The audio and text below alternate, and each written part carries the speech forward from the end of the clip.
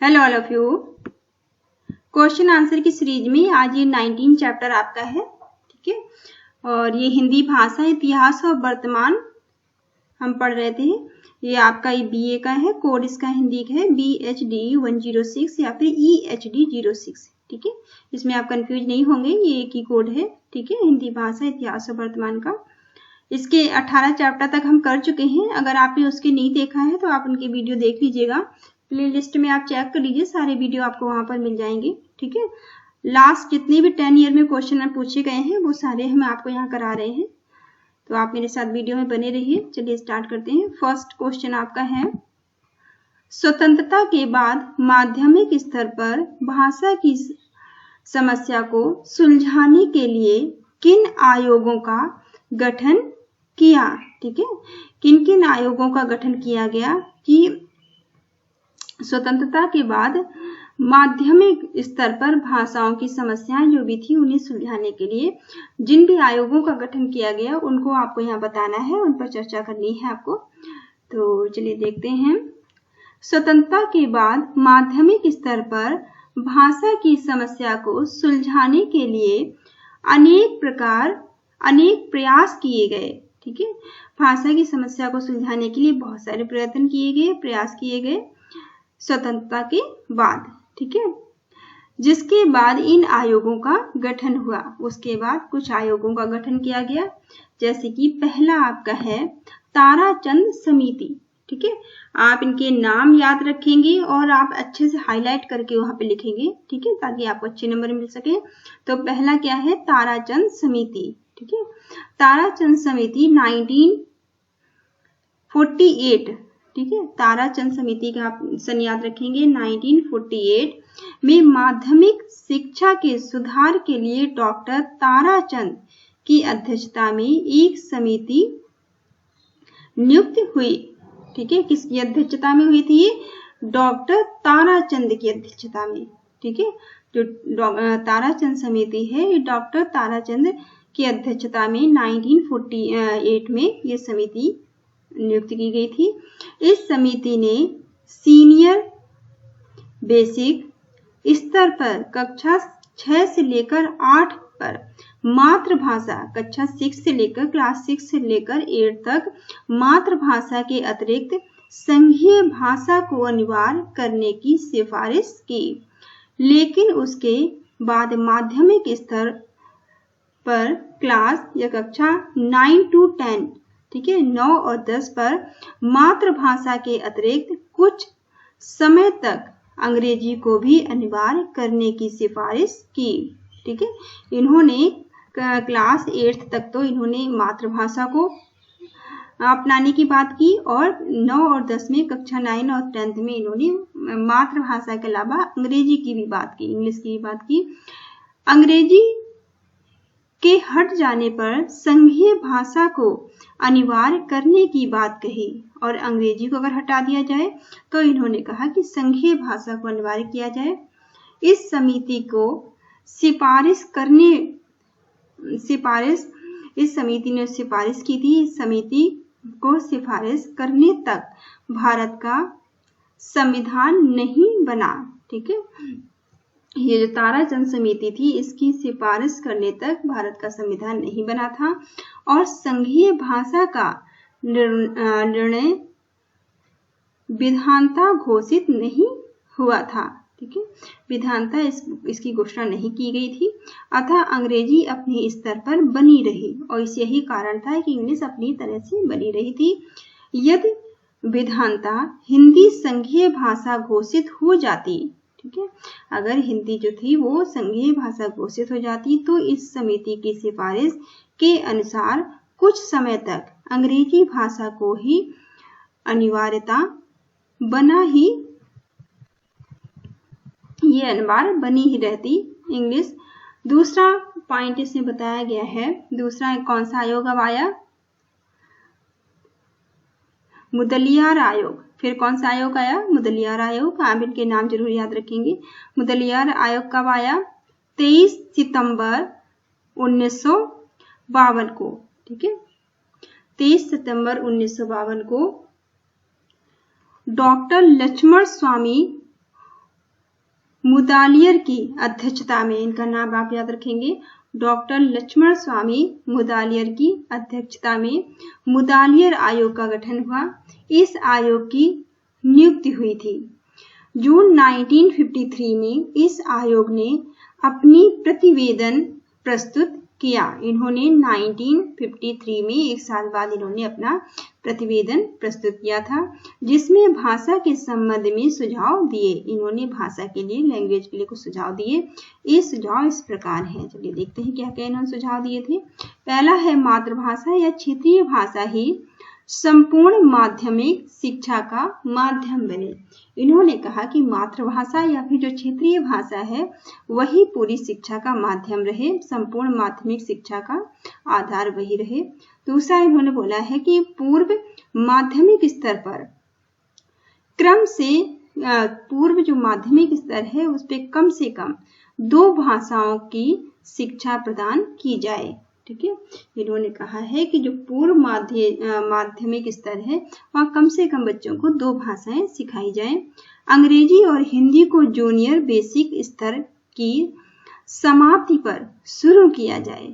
ठीक है, इन्होंने कहा है कि अंग्रेजी और हिंदी को जूनियर बेसिक स्तर की समाप्ति पर शुरू कर दिया जाए, लेकिन 2 भाषाओं को एक साथ शुरू ना किया जाए। इन्होंने कहा 2 भाषाएं तो बच्चों को सिखानी चाहिए, लेकिन ये दोनों भाषाएं एक साथ नहीं होनी चाहिए।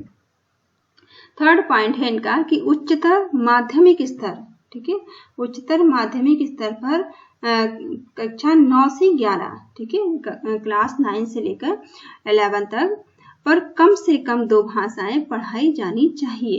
इन्होंने कहा है कि क्लास 9 से 11 तक कम से कम 2 भाषाएं बच्चों को सिखाई जानी चाहिए, जिसमें एक मातृभाषा या क्षेत्रीय भाषा हो। ठीक है, 2 भाषाओं में एक तो उनकी बच्चों की या तो मातृभाषा हो सकती है, मदर टंग हो सकती है, या फिर उनकी क्षेत्रीय भाषा हो सकती है।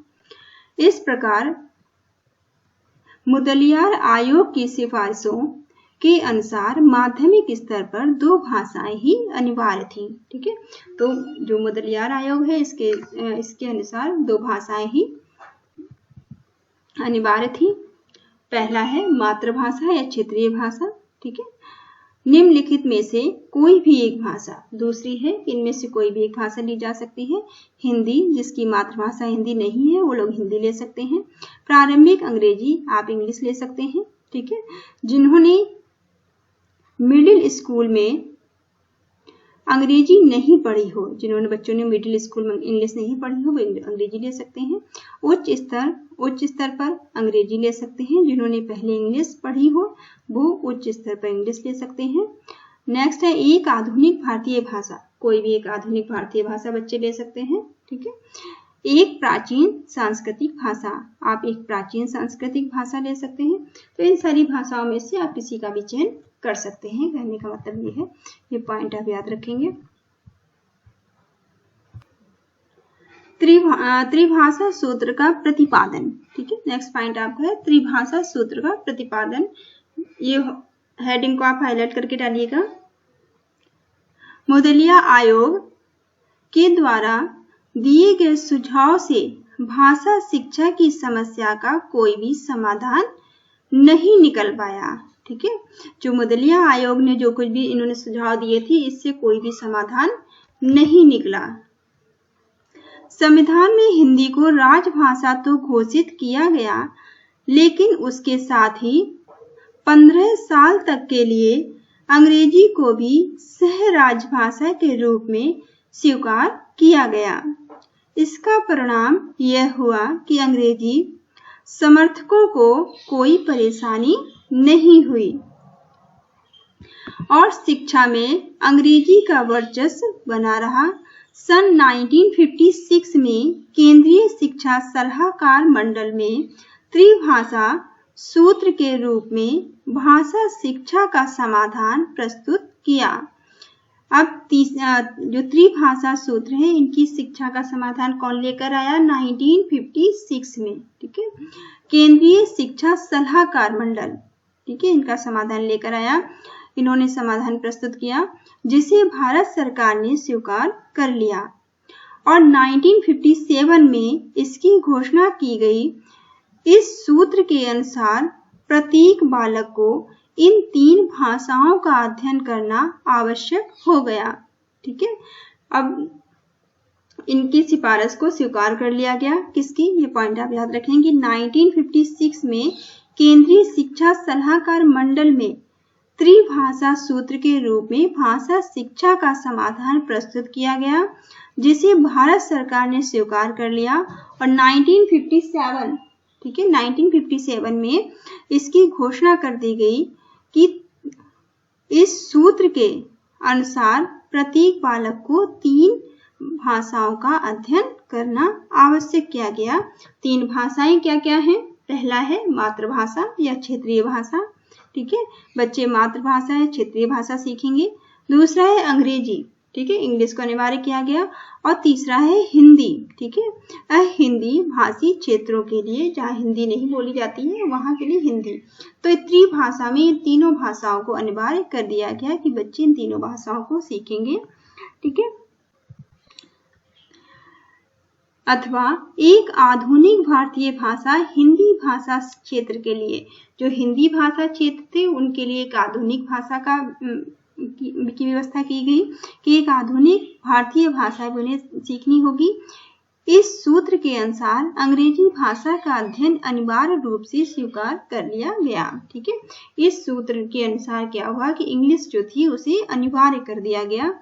परिणाम स्वरूप इसका परिणाम क्या निकला कि हिंदीतर प्रदेशों में अंग्रेजी को राजभाषा हिंदी से अधिक महत्वपूर्ण स्थान प्राप्त हो गया। ठीक है, जहां पर क्या हुआ कि जो हिंदीतर प्रदेश थे उनमें अंग्रेजी को राजभाषा हिंदी से भी अधिक महत्व प्राप्त हुआ, क्योंकि समस्त वर्तमान परिस्थितियां अंग्रेजी के अनुकूल ही रही और हिंदी का स्थान गौण ही रहा। ठीक है, आज भी आप जानते होंगे कि इंग्लिश का महत्व कितना है। ठीक है, अगर आप जॉब की तलाश में जाते हैं तो आपको ये बात अच्छी तरह से पता चल जाएगी कि इंग्लिश का महत्व है आज। ठीक है, तो अंग्रेजी ने अपना स्थान हिंदी से ज्यादा मजबूत किया। नेक्स्ट अब आया, थर्ड क्या आया? कोठारी आयोग। अब कौन सा आयोग आया? कोठारी आयोग। ठीक है, कोठारी आयोग क्या लेकर आए हैं? ये आयोग के नाम आप जरूर याद रखेंगे। कोठारी आयोग 1964। अब कोठारी आयोग कब आया? 1964 में। भारत में केंद्रीय सरकार ने डॉक्टर दौलत सिंह कोठारी की अध्यक्षता में स्कूली शिक्षा प्रणाली को नया आकार व नई दिशा देने के उद्देश्य से एक आयोग का गठन किया। इसे कोठारिया आयोग के नाम से जाना गया। ठीक है, ये कोठारिया आयोग के नाम से जाना गया। कोठारिया आयोग ने, जो कोठारी आयोग था, कोठारी आयोग ने जून 1966, ठीक है, इसका नाम याद रखेंगे कि कोठारी आयोग ने 1966 में अपना प्रतिवेदन प्रस्तुत किया। ठीक है, कोठारी आयोग ने अपना जो इनका प्रतिवेदन था इनका प्रस्तुत किया था 1966 में, जिसमें केंद्रीय शिक्षा सलाहकार मंडल के द्वारा प्रस्तुत सूत्र को संशोधित रूप से प्रस्तुत किया गया। जो सूत्र त्रिभाषा का सूत्र जो लेकर आए थे केंद्रीय शिक्षा सलाहकार मंडल लेकर आए थे, इसमें कुछ संशोधन हुआ जो इस प्रकार है। संशोधन क्या हुए हैं इसमें चलिए देखते हैं। पहला पॉइंट है मातृभाषा या क्षेत्रीय भाषा। ठीक है, मातृभाषा या क्षेत्रीय भाषा बेसिक वैसी रही है। दूसरे में एक आधुनिक भारतीय भाषा हो। ठीक है, यहाँ पर ही एक आधुनिक भारतीय भाषा की बात की गई है, या कोई भी विदेशी भाषा जिसे संख्या 1 या 2 में ना लिया गया हो तथा जो शिक्षा के माध्यम से भिन्न हो। ठीक है, एक आधुनिक भारतीय भाषा या विदेशी भाषा की बात की गई है। तीसरा, केंद्र की राजभाषा या सहभाषा। ठीक है, या फिर जो केंद्र की राजभाषा है या सहराजभाषा है इसकी बात की गई है। ये इसमें थोड़ा सा सुधार किया गया है। कोठारी आयोग ने भी माध्यमिक स्तर पर 3 भाषाओं के अध्ययन को अनिवार्य करने की सिफारिश की थी। ठीक है, जो कोठारी आयोग है इन्होंने भी 3 भाषाओं को अनिवार्य करने की बात की है, लेकिन इनमें भी अंग्रेजी भाषा का प्रमुखता बनी हुई थी। ठीक है, कोठारी आयोग ने जो बात की उसमें भी जो इंग्लिश थी वो मेन लैंग्वेज बनी हुई थी। स्वतंत्रता से पहले या स्वतंत्रता के बाद तक की भाषा नीति के यात्रा से यह स्पष्ट होता है कि एक स्वतंत्र राष्ट्र की भाषा राष्ट्रीय शिक्षा नीति के अनुपालन में किसी सीमा तक असफल है। ठीक है, क्या मतलब हुआ इस लाइन का कि स्वतंत्रता से पहले और स्वतंत्रता के बाद तक की जो भाषा नीति की अगर हम बात करें तो भाषा नीति की जो यात्रा रही है, इससे ये स्पष्ट हो जाता है कि एक स्वतंत्र राष्ट्र की भाषा राष्ट्रीय शिक्षा नीति के अनुपालन में किसी सीमा तक ये असफल रही है। ठीक है, भारत की भाषा समस्या को हल करने के लिए त्रिभाषा सूत्र को एक सर्वोत्तम समाधान के रूप में माना जाता है। ठीक है, जो त्रिभाषा सूत्र दिया गया है इसको सर्वोत्तम समाधान माना गया है, लेकिन व्यवहार में भाषाई नीति का कार्यान्वयन अलग अलग राज्यों में अलग अलग प्रकार से किया गया, जिससे भाषा नीति के संबंध में अनेक विवाद पैदा हुआ। त्रिभाषा सूत्र क्षेत्रीय भाषा के प्रयोग हिंदी, आधुनिक भारतीय भाषाओं और अंग्रेजी के साथ करने की बात करता है। प्रत्येक राज्य यह निश्चित करने के लिए स्वतंत्र है कि कितनी भाषाएं होनी चाहिए। ठीक है, हर एक राज्य स्वतंत्र है इस बात की निश्चय करने के लिए, प्रत्येक राज्य ये निश्चित करने के लिए स्वतंत्र है कि कितनी भाषाएं होनी चाहिए या फिर वो अपने यहाँ कितनी भाषाएं बच्चों को सिखाना चाहते हैं और किस स्तर पर इन भाषाओं को पढ़ाया जाना चाहिए। यही कारण है कि प्रत्येक राज्य की अपनी अलग अलग भाषा नीति है और प्राथमिक, उच्च तथा उच्चतर माध्यमिक स्तर पर भाषाई नीति में विभिन्नता है। त्रिभाषा सूत्र का संबंध प्राथमिक विद्यालयों और विश्वविद्यालयों में नहीं है, इसका संबंध केवल उच्च तथा उच्चतर माध्यमिक शिक्षा तक ही सीमित है। ठीक है, ये आपका फर्स्ट क्वेश्चन था, इसे आप अच्छे से समझिएगा। कोई चीज नहीं समझ में आती है तो आप मुझे कमेंट कर सकते हैं। सेकंड पॉइंट आपका है, सेकंड जो प्रश्न है इसमें सेकंड क्वेश्चन पूछा गया आपसे कि द्वितीय भाषा के रूप में हिंदी शिक्षण के स्वरूप को संक्षेप में समझाइए। ठीक है, द्वितीय भाषा के रूप में आपसे हिंदी शिक्षण के स्वरूप को संक्षेप में पूछा गया है। आप तो इतना सा याद रखिए कि अगर द्वितीय भाषा की बात की जाती है तो आप इसको याद रखेंगे। द्वितीय भाषा के रूप में क्वेश्चन कैसे घुमा के आएगा, द्वितीय भाषा आती है तो आपको ये लिखना है। ठीक है, द्वितीय भाषा की संकल्पना त्रिभाषा सूत्र के अनुसार माध्यमिक स्तर पर की गई है। शिक्षा आयोग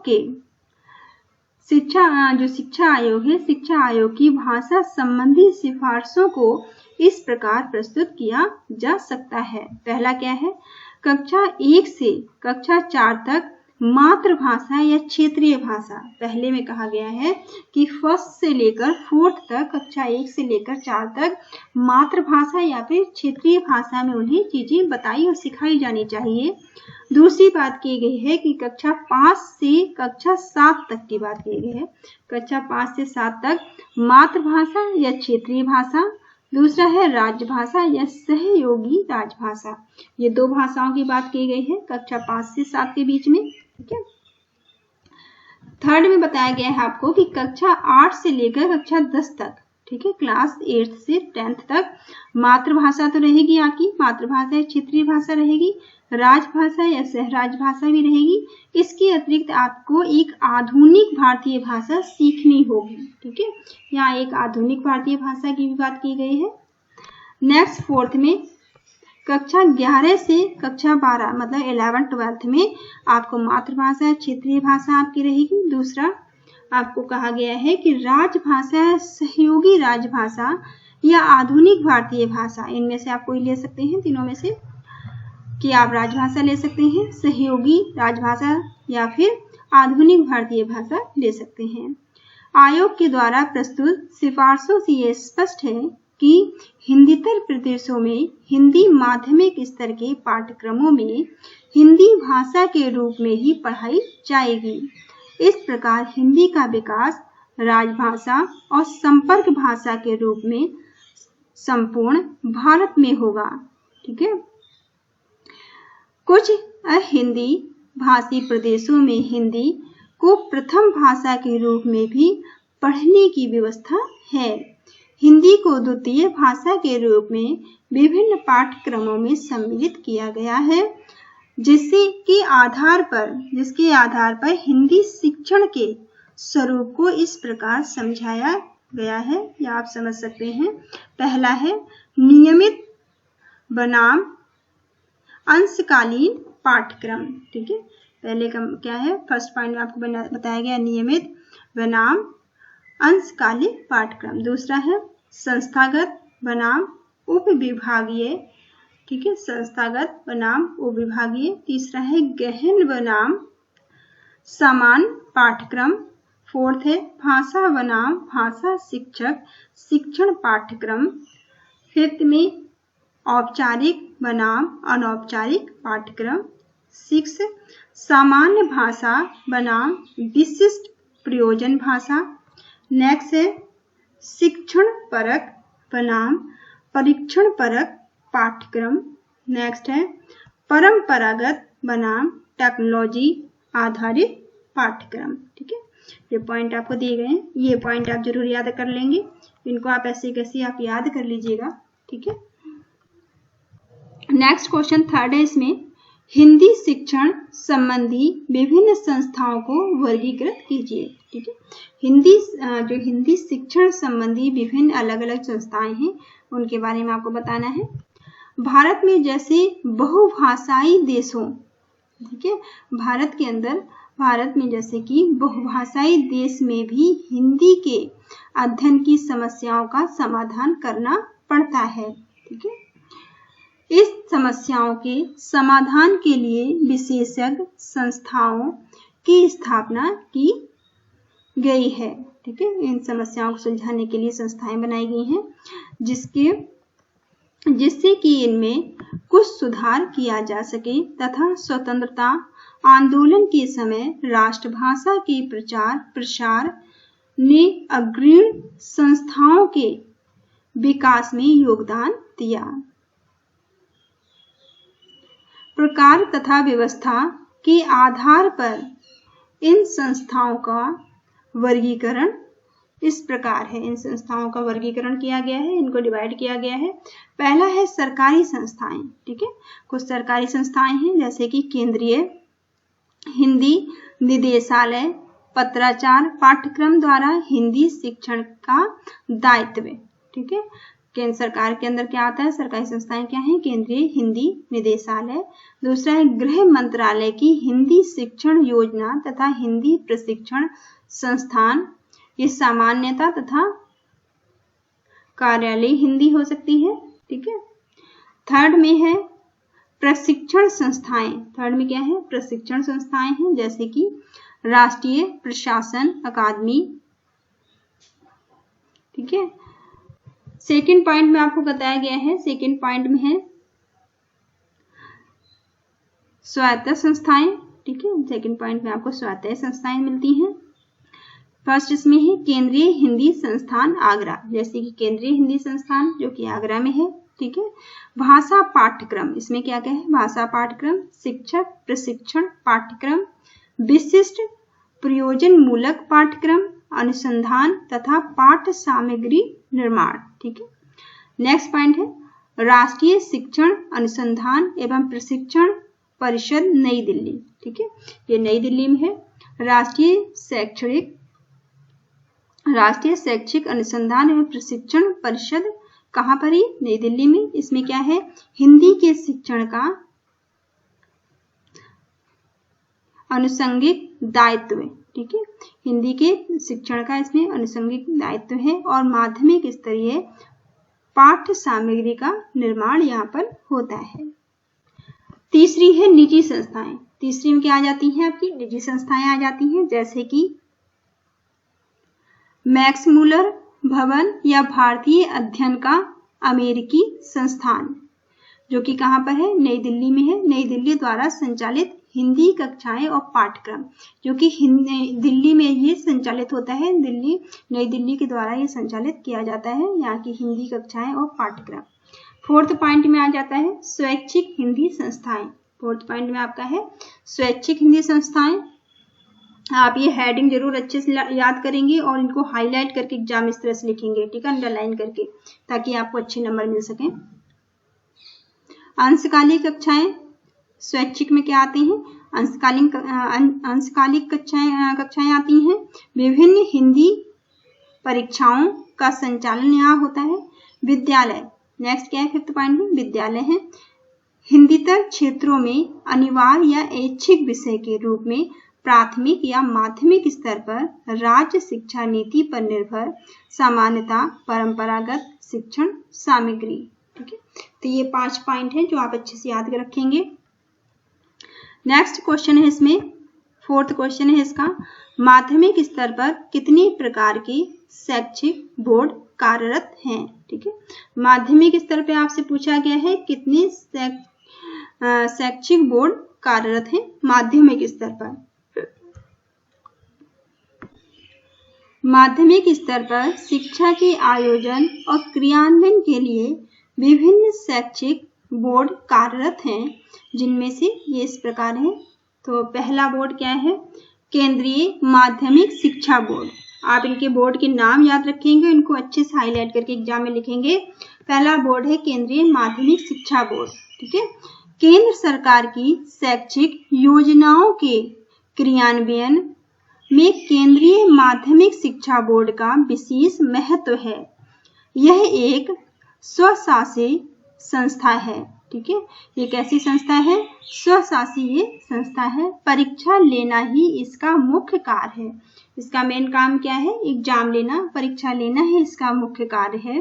केंद्रीय विद्यालय संगठन नवोदय विद्यालय संघ शासित राज्यों के अतिरिक्त संपूर्ण केंद्र के अनेक माध्यमिक विद्यालय तथा विदेशों में संचालित माध्यमिक विद्यालय भी इससे जुड़े हुए हैं, ठीक है। इसका क्षेत्र मात्र संघ शासित क्षेत्र दिल्ली ना होकर संपूर्ण देश है, ठीक है। इसका जो क्षेत्र है ये केवल दिल्ली ही नहीं है, बल्कि ये संपूर्ण देश में है, पूरे भारतवर्ष में है। केंद्रीय माध्यमिक शिक्षा बोर्ड में हिंदी प्रथम भाषा के रूप में और द्वितीय भाषा के रूप में पढ़ाई जाती है। इस बोर्ड में परीक्षाओं, भाषा नीति तथा निर्धारित पाठ्यक्रम से राज्यों के शिक्षा बोर्ड भी प्रभावित होते हैं। इस बोर्ड से जुड़े संगठनों में शिक्षा का माध्यम हिंदी और अंग्रेजी दोनों भाषाओं में रखा गया है, ठीक है। ये यहाँ पर इसका माध्यम क्या है? शिक्षा का माध्यम यहाँ पर हिंदी और अंग्रेजी दोनों ही है। नेक्स्ट पॉइंट है राज्यों की शिक्षा बोर्ड, ठीक है। अभी आपको पता, अभी हमने क्या फर्स्ट पॉइंट हमने पढ़ा था कि केंद्रीय माध्यमिक शिक्षा बोर्ड, दूसरा आता है अब राज्य की शिक्षा बोर्ड, ठीक है। शिक्षा राज्य सूची का विषय होने के कारण प्रत्येक राज्य का अपना अलग शिक्षा बोर्ड होता है, ठीक है। शिक्षा जो है वो राज्य सूची का विषय भी है, इसलिए राज्य सूची का विषय होने के कारण यह यहाँ पर इनका अपना एक अलग शिक्षा बोर्ड है, जो राज्य की शिक्षा नीति और भाषा नीति के अनुसार पाठ्यक्रम निर्माण, पुस्तक निर्माण और इसके अनुसार परीक्षाओं का संचालन कराते हैं, ठीक है। ये अपना पाठ्यक्रम का निर्माण भी करते हैं, पुस्तकें निर्माण भी करते हैं और इसी के अनुसार ये परीक्षाएं भी लेते हैं, एग्जाम लेते हैं। यहाँ महत्वपूर्ण बात यह है कि यह बिल्कुल भी आवश्यक नहीं है कि राज्य का प्रत्येक माध्यमिक विद्यालय राज्य के शिक्षा बोर्ड से जुड़ा हो।